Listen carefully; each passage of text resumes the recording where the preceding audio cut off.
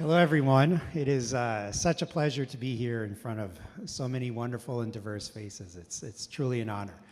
I'm a 6-foot, middle-aged white male. I'm actually wearing a blazer tonight that was my grandfather-in-law's, who spent his career working in the shipyards in Weymouth, not too far from here. So this is my way of bringing some family with me tonight to this wonderful event.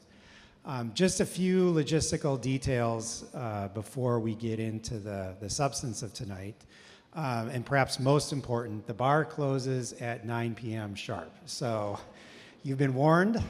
And then we'll have another few minutes after that to wrap up the evening. So the flow of the evening is, I'm going to spend a few minutes tonight talking about disability innovation writ large to put into context much of what you'll hear after me. And what comes after me will be 3 15-minute lightning sessions that are designed to be fast-paced and thought-provoking. And please hold your questions from those until we get downstairs afterwards. Each of the speakers and presenters will be available to carry on the conversation, but in the interest of moving those conversations along, we're just going to go from one to the next. So if you can take two things away from tonight, it is this. The first is accessibility and disability-driven innovation benefit all of us. It doesn't matter if you identify as disabled or not. You benefit from disability-driven innovation and a more accessible world that many of the people that will be on this stage are striving passionately to help achieve. It's the electric toothbrushes that you use. It's the cruise control in your cars. It's the ramps, the curb cuts that we all have used when we're pushing a stroller or dragging a roller suitcase. And all of those together make our life richer, they make it easier, and they add value to our lives. And it's not just innovation for innovation's sake. It's innovating to bring people into a world that's not built for them. But that mindset also has a benefit, again, to all of us. You may not use a certain device or a certain technology, but maybe what comes from it is something that you will use down the road. The second thing I want you to take from tonight is the importance of all of us playing a role in this journey. Every single one of us, and we'll touch on this later, has a role in advancing a more accessible and inclusive society, advancing more disability-driven innovation. And it doesn't matter who you are, it doesn't matter how rich you are, it doesn't matter where you live, you have a role to play in advancing that. And by the way, your help is desperately needed.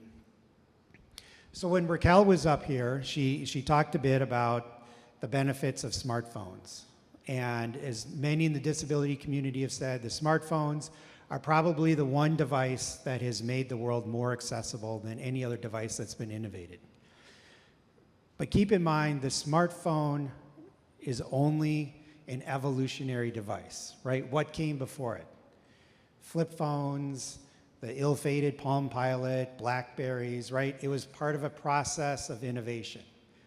And obviously that innovation has led to amazing things, but again, the fancy iPhone is just the latest in a step and in a long line of innovation. The one product that made the iPhone possible, that was truly a product before its time, was the typewriter. There was not a market for the typewriter when it was innovated in the early 1800s by a gentleman in Italy, Pellegrino Turzi, that would allow him to communicate with his blind friend, right? She could not write with the traditional method at that time of pen and paper. But what she could do is memorize where keys on a keyboard are, that in turn could strike a piece of paper and leave letters on that piece of paper. That was an innovation before its time. And now think about all the value that's been created through that typewriter, through that innovation. All the love letters, all the books, all the diplomatic communiques. And you know what? The typewriters are still used today. And in fact, the technology behind the typewriters, right, the concept of the keyboard, permeates everything that we do. So that right there shows the lasting impact of disability-driven innovation.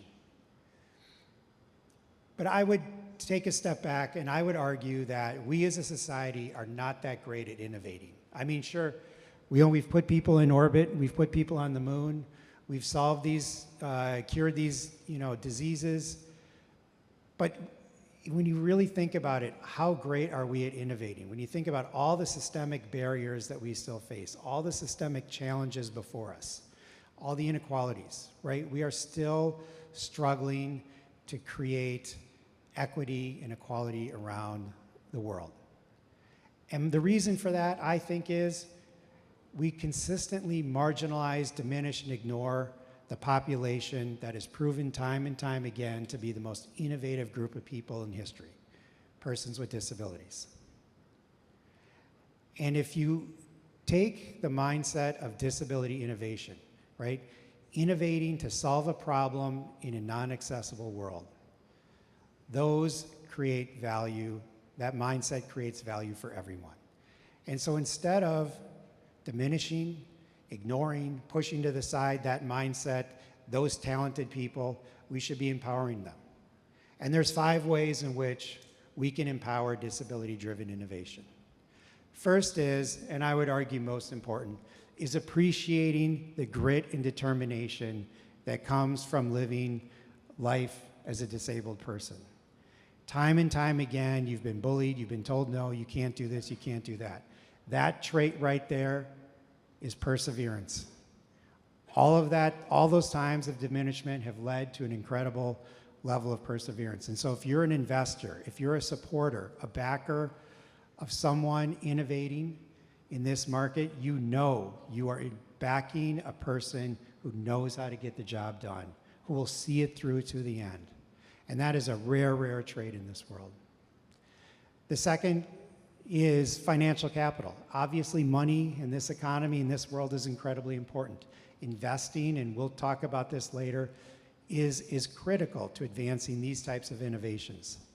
The third is what we call social capital. Tonight is social capital.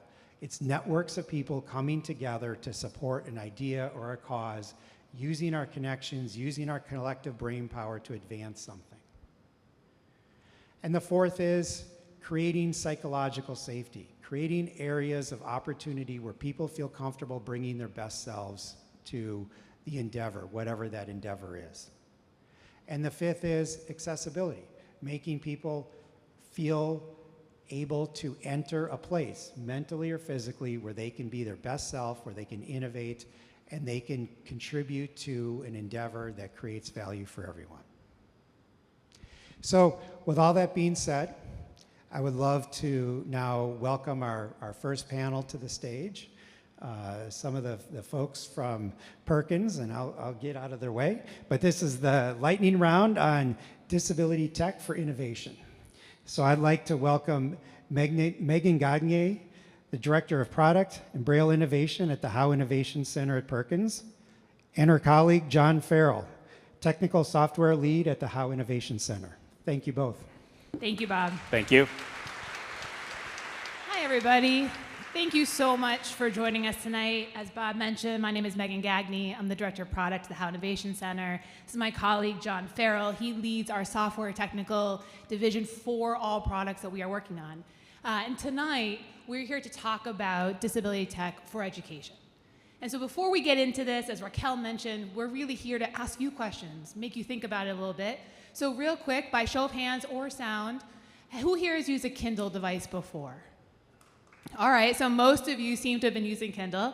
Fantastic. How many of you prefer a Kindle over a physical book, over a paperback or a hardcover? Ooh, few less hands. I will admit, I'm not one of those people. I prefer my paperback. I love flipping a page. Thank you for participating. So one of the things that we are starting to see in the evolution of technology, as Bob mentioned, is that tech and the way that we deliver literacy, those forms become outdated, whether it is a book or a Kindle. The Kindle seems to be replacing books for some, not myself, but for some. But what has not become outdated is the physical act of reading. What you still need to identify the words. You need to see them, you need to feel them. Whether that is on a page, whether that is on a screen, the fundamental words cannot become outdated. And so as we think about how disability tech can continue to advance and how technology can continue to advance, we want to take a look also at the fundamentals, the things that cannot become outdated. And so today, most of our talk is going to be focused on literacy. Because the fact is, literacy cannot become outdated. Whether we are talking about large font words on a page or Braille, they are literacy itself, right? And so as we think about how do we carry that forward, whether it's from paper to pixel, there are opportunities for technology to bring those around the world, to meet people where they are in the form that they need. And that's what John and I are going to talk to tonight. And John's going to start it off by talking about some technologies that have gone mainstream, as both Bob and Raquel talked about, and then we'll sort of bring it back to what John and I are focusing on a little bit. So John? Thank you, Megan. So as Raquel and Bob both mentioned, I can almost guarantee that every single person in this room has used a technology that was initially created for people with disabilities, whether or not you have a disability. For example, have you ever used the product OXO Good Grips in your kitchen? These products were initially invented by an inventor because he noticed that his wife was struggling to be able to use a kitchen peeler. She had arthritis and it was difficult to use a kitchen peeler, so he decided, I'm going to create something better. And guess what? A product that was easier for someone like his wife who had arthritis to use was just easier for everybody to use. Or, have you ever been in a virtual meeting and used a blurred background? Those were initially created by somebody who was deaf and found that motion in the background of a video made it difficult for her to be able to read the lips of people she was trying to communicate with. Or have you ever listened to an audiobook? Audiobooks were initially created in 1932 by the American Federation for the Blind. They were sending 12-inch vinyl discs to promote literacy, and then by 1934, the Perkins Library was offering talking books. Today, audiobook sales in the United States top $1.8 billion. It's a lot. That's a lot of money. And if you want to learn more about what Perkins is doing, how you can help, there's a QR code behind me that you can use to learn more about this. And with that, I'll hand it back over to Megan. Thanks, John. So as we think about both Bob, Raquel, John have walked us through technology that has become mainstream, one of the areas that John and myself and our colleagues at the Howe Innovation Center and across Perkins are focused on is how can we continue to create technology to deliver literacy? Because I agree with Bob. We aren't great inventors as a society. It's been a pretty slow road as we think about it. Braille was invented 200 years ago, and it wasn't until 1951 that Perkins created the first Braille writer. Shout out to the Typewriter, Bob, that you were talking about before. I have it downstairs. Please come find me after. I'd love to show you how it works, but it looks like a typewriter. It happens to be, though, the leading mechanism for learning to read and write Braille internationally, particularly in developing worlds. It looks like it did back in 1951, though. So what can we do to advance it? Well, 25 years later, that's when the first screen reader was created in 1975. And then the display came after that. And then in 2000, the first note taker. And then in 2024, the first multi-line tactile display. There's a theme here. Every 25 years comes a new technology. That's not fast. If we think about the need and the speed at which technology in general develops, we can do better, right? And so what I want you to think about is, what is next? We are at that 25-year mark right now from 2000 when the note taker was developed. So the multi-line display that just came out, great. That's one technology 25 years later. Can we make it 2 technologies, 3 technologies 25 years later? And if you want to learn about what we're doing at Howe to sort of advance that and come find me after to talk about it, you can scan this QR code. But what you will also see is that none of those have really truly become mainstream. Not in the way that blurred zoom backgrounds or the OXO grips have become mainstream. So we can do better. And that's what we're focused on. And John's going to tell us now about why we should care to do better. John? Thank you, Megan. So if you're not familiar with it, Braille is a tactile system where words and letters are represented by raised dots on paper. The ability to read or write this is referred to as Braille literacy. Students learn to read Braille, and then through Braille literacy, they can read to learn. This opens up a world of opportunities where students can then receive independence and choose what it is they want to learn. For example, there's a system for reading and writing advanced math and scientific notation in Braille. Can you imagine trying to comprehend an advanced math equation without being able to read it? Braille literacy allows students to be able to choose what it is they want to read and learn. This system allows a student who wants to pursue a career in STEM the ability to get an education and pursue that career. So just as the other technologies that we talked about brought down barriers for people with disabilities, Braille and Braille literacy unlocks barriers or breaks down barriers in education and employment for blind and low vision students. And so it's important as we think about how literacy can break down those barriers, let's take a look at where we are today as a society globally. So in developing nations, 9 out of 10 children, 90% of children with a disability do not go to school. They do not get that education that John just said is so critical as we think about empowering that child to have the future they want, to do what they want to do. In the United States, 84% of blind and low vision students go to school in the public schools, but only 10% of those students are learning Braille. What we know in 2024, 73,000 learners in the United States who are blind and low vision qualified for free funding from the federal government to get the tools that they needed to learn Braille, to learn literacy. And what we are finding is we aren't getting there. So what can we do to accomplish that? And that's part of what we need to figure out to ensure that we are overcoming the barriers and getting to opportunities that John talked about. So let's think about what some of those barriers are. If we know the technology exists, if we know the Perkins Braille, there's 400,000 of them worldwide, we know it helps kids learn to read and write, well, why isn't that getting in the hands of students? Or we think about that there's been 3 new technologies over the last 75 years since then, why haven't that gotten in? Well, in a lot of cases, it's cost. Until the technology becomes mainstream, it becomes wildly expensive. And so if you think about what other costs and our students incur, or in developing nations, there isn't that sort of disposable income, how can we accomplish that? But the reality is it's not just cost. You can't just throw money at the situation. A lot of the times, it's also lack of teachers, lack of trained TVIs, teachers of visually impaired, who also understand Braille or can help adapt a curriculum. So even if you can overcome costs and get the tool in the hands of students, how do you help the student learn? And so as we think about how do we overcome this, it's not just about creating the next invention. It's creating the invention and then taking it a step further and figuring out how do you deliver that in a way that meets the learner where they are, giving them what they need. And that's why John and I are here in front of you, and we'd love to meet you downstairs to talk more about what we're doing at Perkins. I strongly recommend you all pay attention in the next couple of years as we think about how Perkins has come to the table for 25 years with our new invention.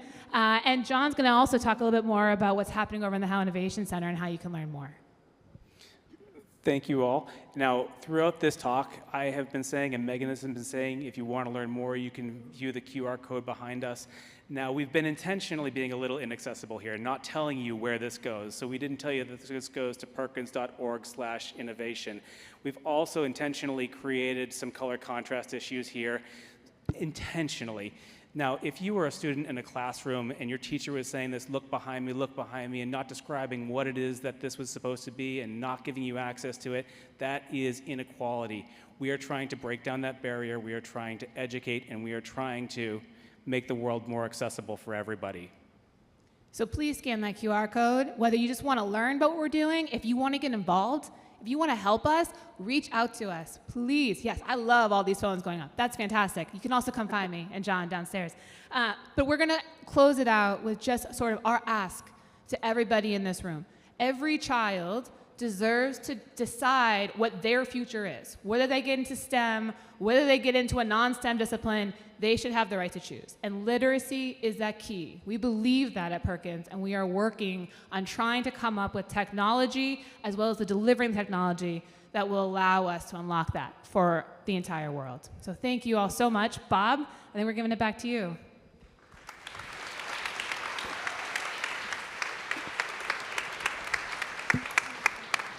Well, thank you both. That was a wonderful, wonderful talk. It is now my honor to introduce our second lightning talk of the evening, Disability Tech for Healthcare.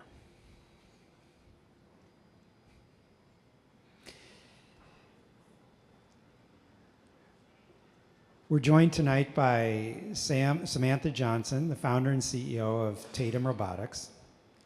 Its groundbreaking Tatum One robotic system translates English into tactile finger spelling, enabling deaf, blind individuals to communicate in real time. She's joined by her colleague, Elaine Duchesne, who's the quality control director at Tatum Robotics. Elaine has promised us multiple jokes in this discussion tonight, so it will be lively, entertaining, and quite interactive. Elaine, this is all on you. No, don't tell them. It's a surprise. Well, hello everybody. My name is Samantha Johnson. I am a young white woman with long dark brown hair, and I'm wearing a blue top and black pants.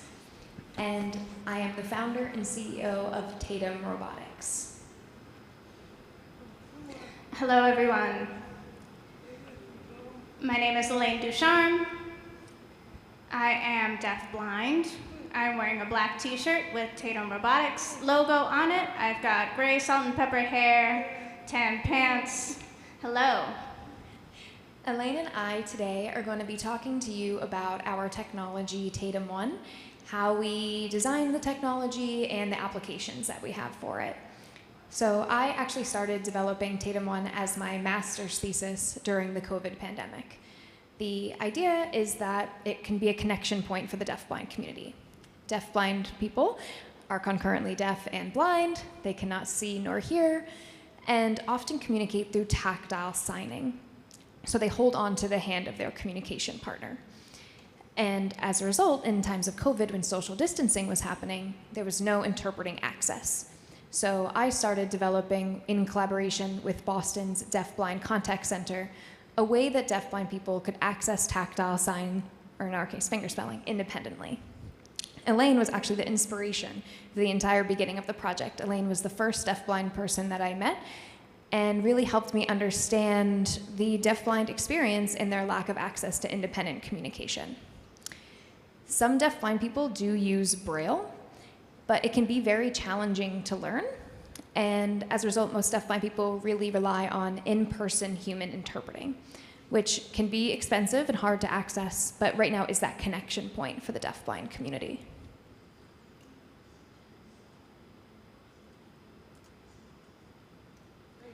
Yes, and just to add, I met Samantha for the first time, and she explained about Tatum Robotics. I was not that interested. She asked me to go visit the robot, and I thought it'd be this huge, big, clunky thing, but I finally went to the office in Boston, and I was able to touch the robot. I was feeling around above me, and then finally realized that it was just this little hand on the table.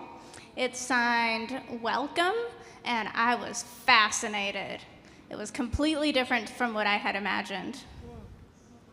I thought it would be wonderful for the deafblind community, and so I have been a quality tester to support the company in building this robot. I think that a lot of deafblind people will benefit from it. And like Samantha has said, Braille, as some deafblind people know Braille, but sometimes it's challenging because English is not our first language. So the robot can assist those who work better in American Sign Language, those who might have been born deaf and become blind later in life, when a live interpreter is not available. So while one is waiting for an interpreter at a doctor's office, or if one is isolated at home, the robot would be a perfect addition to someone's life to help them have more access.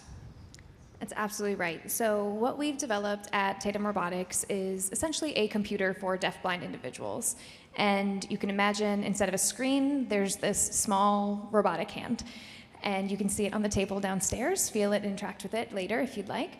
But the idea is that deafblind people can use it the same way anyone uses a computer. They can access news, weather, time, but importantly, they can message with friends, make video interpreting calls. And we've developed this alongside the deafblind community. We're a startup in residence at the Perkins School for the Blind, but we also have partnerships with Helen Keller National Center, with the Usher Syndrome Coalition, and we've worked with around 200 deafblind people to design this technology so that it can be very customizable, so that deafblind people can ensure that they're getting the experience that is most accessible.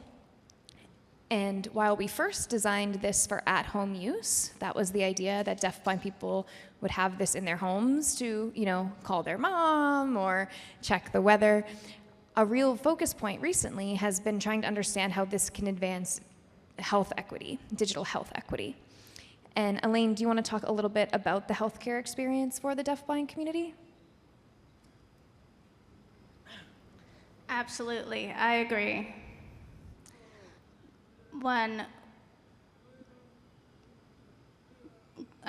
So when a deafblind person goes to the doctor's office, the doctor might try to use a video interpreter on an iPad. That might be hard for someone with limited vision.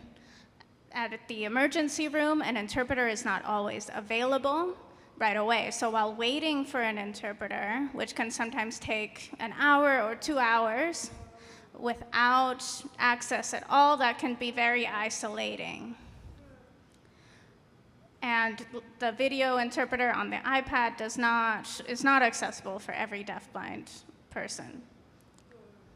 Some may have enough vision to see some limited communication, like would you like some water, do you need a drink, things like that. But for those who don't have that vision access, the robot could ask simple questions like that, like do you need to go to the bathroom or do you need a drink? And so that can feel better than just hold on a moment for the interpreter and that's it.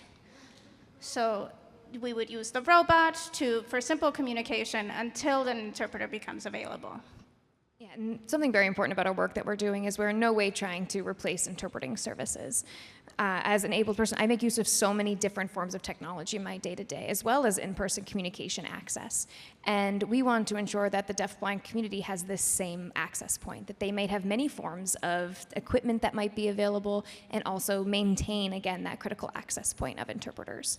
So in terms of digital health equity, what we're really trying to do, as Elaine mentioned, we have a deafblind friend who waited in the waiting room for 8 hours for an interpreter to show up, and they had no way of telling even the hospital staff what the problem was originally. So we want to make sure that there can be that access point even before the interpreters are able to be available. Again, making use of the primary conversation language of the deafblind. We didn't want deafblind people to have to learn a whole new language in order to communicate. They should have accessible tools in the language that they're used to using. So that's really what we tried to develop, and what we have since developed. We actually launched our first product, Tatum One, just about a month ago. And so now we're actually being able to get this out into the world, which is very exciting for our team. And what our next stages are is really, again, trying to understand these other use cases. So we're trying to form collaborations with hospitals, with schools, with emergency notification systems to really make this technology broader for the deafblind community to ensure that they do have every critical access point that way.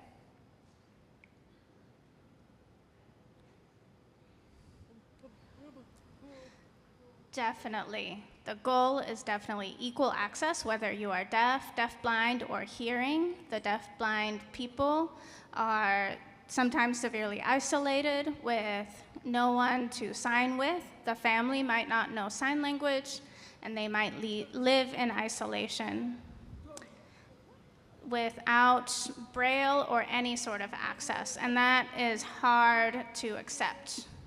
especially for those who had vision earlier in life and are losing that access as they get older. In that case, Braille can also be very hard to learn later in life. So someone might use large print, and the print gets larger and larger and larger until they can no longer see that print. I believe that this robot will provide access for people, whether they are deaf, deafblind, or hearing. Anyone can learn to fingerspell. It's quite easy to learn to fingerspell. And so if you would like to see the robot, please come downstairs and check it out. We'll be there. Thank you so much for your time. And as Elaine mentioned, we're right down at the table. We'd love to get your feedback. And if you have any potential people we should chat with, we would love to make those connections as well. Thank you so much.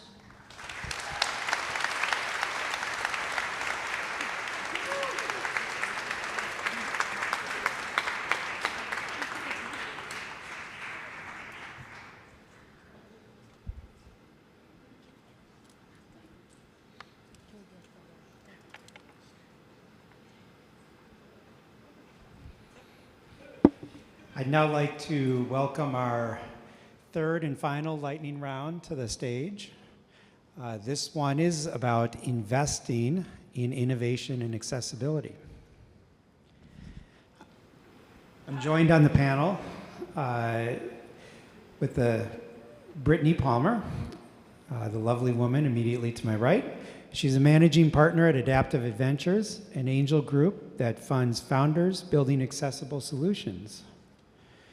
And Paul Kent, the charming and handsome man at the far end of the stage. Paul is the founder of Disabled Life Alliance, which helps founders scale solutions to meet the unmet needs of the disabled community. So we've heard a lot of great ideas, a lot of really, really cool innovations. But Brittany, maybe start us off about why do investors want to invest in? Why do they want to commit money to this kind of innovation? Why is this such a compelling value proposition for investors? Sure. So before I answer your question, I just want to provide a brief description. I'm a white female, brown hair above the shoulders. I'm wearing jeans, a black jacket and white shirt, and black shoes. I'm also a below elbow bilateral amputee. Paul, do you want to give a description? Sure, I'll give a description. I'm a 62-year-old white male with a high and tight receding hairline, wearing a blue and white checkered shirt, my signature shorts, and I am a bilateral below the knee amputee with some innovative prosthetics this evening. So the reason why we're currently investing in accessible and disability tech stems largely from my experience raising money as a founder in the venture capital world. It was incredibly difficult to talk to traditional venture capital firms and people and to tell them that there were tens of millions of people just in the US alone that had limited mobility and other conditions that prevented them from traveling. And I was doing a travel startup, virtual travel startup. And the responses I would get would be, well, that's a pretty niche market, or I just flat out don't believe the numbers that you're telling me. So it was very frustrating to hear that. And I found my sort of investment niche with angel investors. And angels really led the way, understanding like what I was doing, understanding the statistics that there's billions of people in this world with disabilities. It's one of the few communities that you could be born into and join at any point in your life. And almost 100% of people in their lives will experience some kind of disability, whether it be permanent or temporary. There is a 9x return, economic return on investment for assistive tech. And angel investing itself, there's a 21x ROI, economic impact. So we're looking at these companies that need funding, that need to be able to grow, that need to provide services to this population and this community, and no one is doing that at the earliest stages. So we came in and we are looking to provide capital to companies at the earliest stages, paying it back, or paying it forward, I guess, to the angels that did that for me. Yeah, so my perspective is a little bit, I'm a recovering Wall Street executive who spent the last 15 years in social impact advisory and transactional work across social impact agendas. 4 years ago, I joined the disabled community very happily and recognized that disability innovation is in everybody's house, whether they realize it or not. I didn't until I became a member of the community and dug deeper into things. And so I think the real challenge for investment in the space is moving beyond the disabled community being viewed as a charitable welfare state and more into an investment. And it's across the board investment opportunity. It's not only a large market, addressable market, but again, much of the innovation that historically has been derived out of necessity within the disabled space has now become mainstream. Traditional capital formation still is challenged by that. People will view the investment as concessionary. It is not concessionary. In the early stages, we've innovated around ways that we can deploy different types of capital, charitable capital, into this investment that will accelerate where we aren't waiting 25 years for innovations to cycle. We're doing it faster. Can you both share with us the types of innovations that come to you seeking investment capital? I mean, what are some of the ones that you are really excited about that you see on the horizon or are even working with today? I'm excited about it all, everything we see. I mean, there's tons and tons and tons of it. Some of it needs to be partnered up with each other to make it a more investable opportunity set.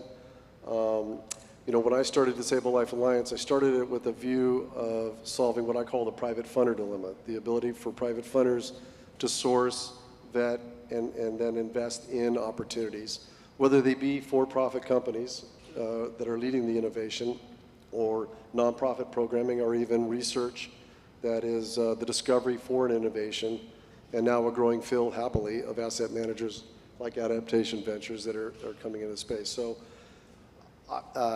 we pivoted about 1.5 years ago to providing that advisory and transactional support to not only private funders, but the innovators themselves. And it's really made a tremendous difference in the broader perspective of what's out there.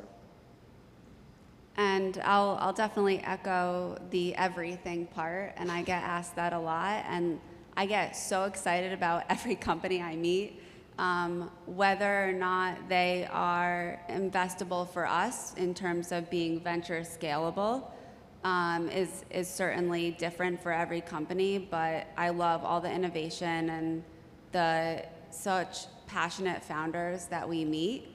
And you know, one of the other reasons why we're doing what we're doing is because after talking with so many founders in the space, they all had the same problem. I just need that first check. I just need first money in. And when you're talking about impact, there's angel groups for climate, and there's angel groups for age tech, and there's angel groups for femtech, and there's angel groups for LGBTQ. But there are no angel groups for disability and accessible tech startups. And we're filling that niche and leading the way so that other investors feel more comfortable investing in the space, because the first questions I get from, you know, potential members of ours is, well, you know, what kinds of disability tech companies are you looking at? and like how does this all work? And we're trying to bring that knowledge to the base and sort of lead the way so that other people feel more comfortable investing in this space. It's a job I think that all of us have to do. And that's a key component, I think, is making people more comfortable, more aware of investing in the space, applying the proper fiduciary and due diligence, and having different optionalities like adaptation ventures or disabled life acting as a broker or an agent of that.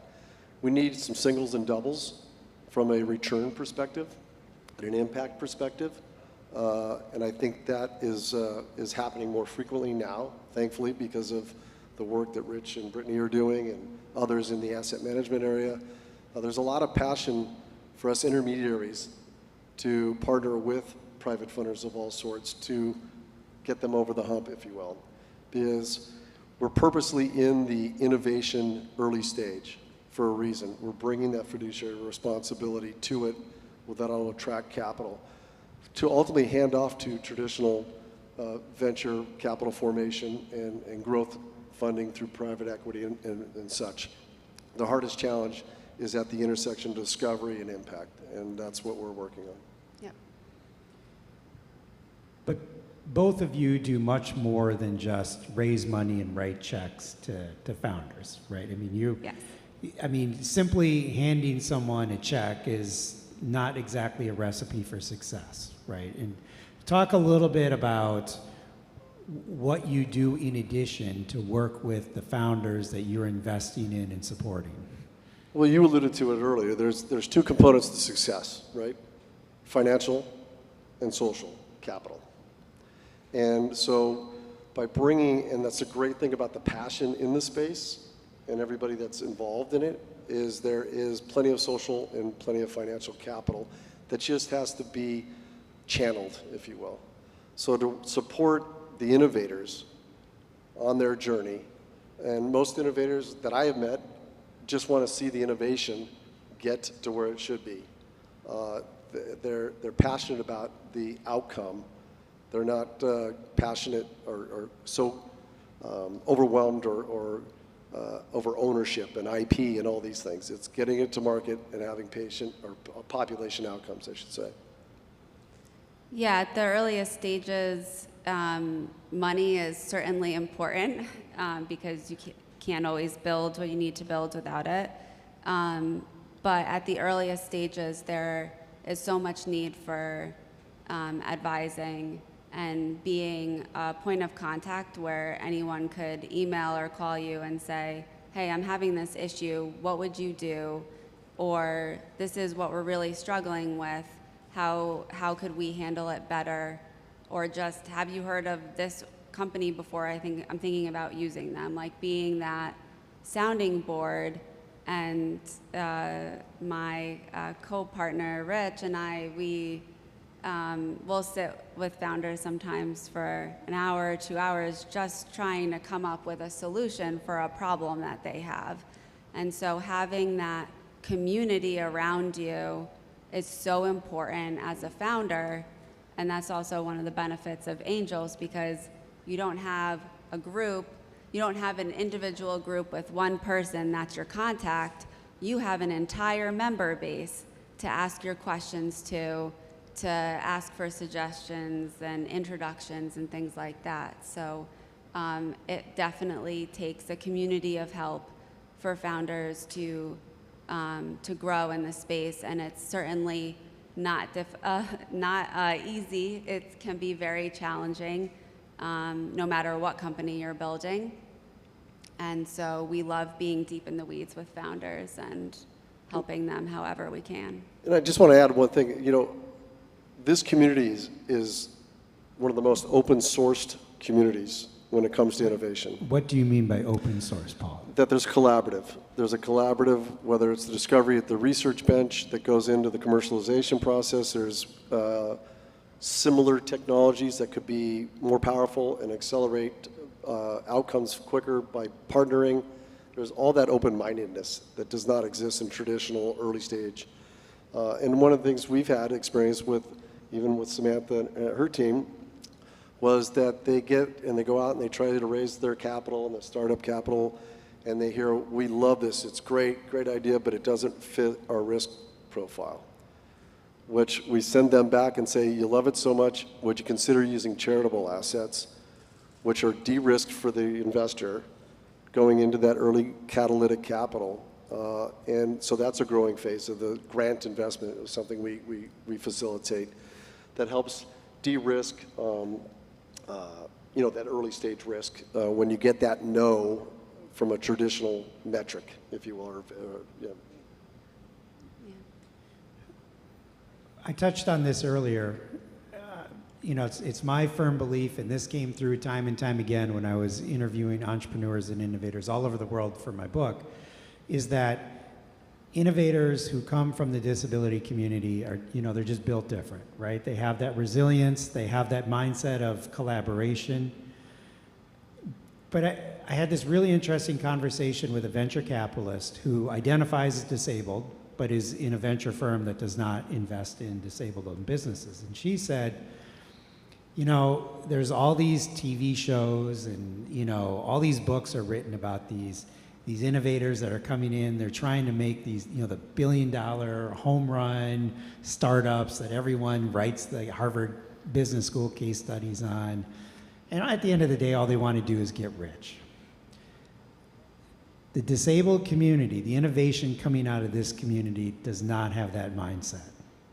It's about solving a problem that has a huge human need to be addressed. And I will say, if you solve that problem with that huge human need, it will have a financial return. It's as simple as that. And the buy-in from traditional venture and capital formation is tough, but it'll come around, especially with the amount of private funders and family offices and foundations that are in the space through lived experiences and see it, giving them the way to responsibly allocate their capital into this and have success.